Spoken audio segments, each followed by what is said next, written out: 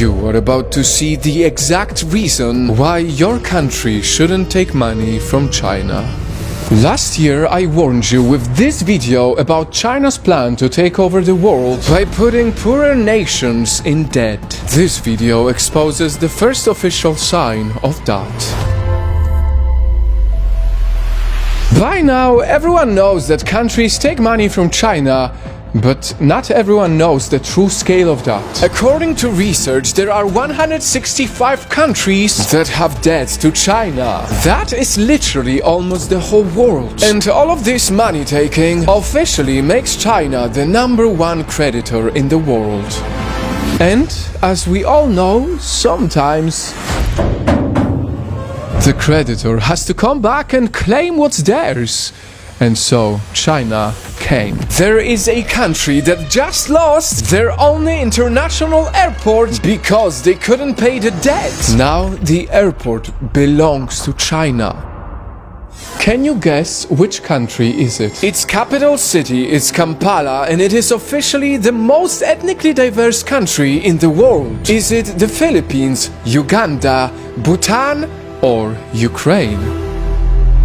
In the last couple of days, the world reported about Uganda losing its biggest and only international airport to China. All because they reportedly failed to repay their loan. And this is just the first step of many more where China comes to collect their debt, slowly taking over poorer nations.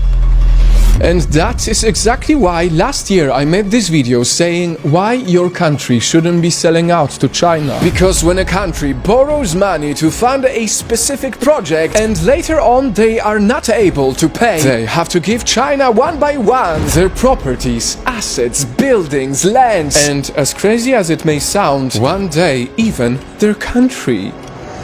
Here's how it works. In 2015, one of China's biggest banks lent Uganda $207 million to expand its most prominent and the country's most important airport. $207 million, 20 years to pay, and a grace period of 7 years. But somehow, only 6 years later, China is already preparing to take over. While both Ugandan and Chinese governments have denied the takeover, the debt trap that China put many nations in is undeniable. I have said it many times, and some people say that I exaggerate, but it is very clear that the Chinese Communist Party has a long-term strategy to slowly buy out the world. Things like this have been happening for a while now. For instance, in 2018, Sri Lanka, which owed China billions of dollars because they failed to pay their debt, they were allegedly forced to give their international port and 15,000 acres of their land to China.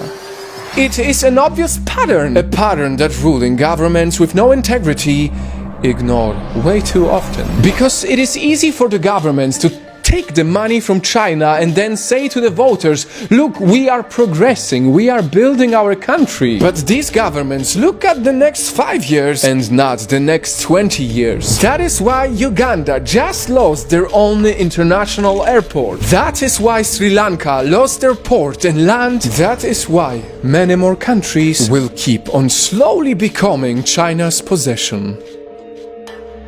And so, Night Fam, I encourage you to do some research and check how much money does your country owe China. Chances are, if we don't stop our leaders from selling out, our children will be living in the global republic of China.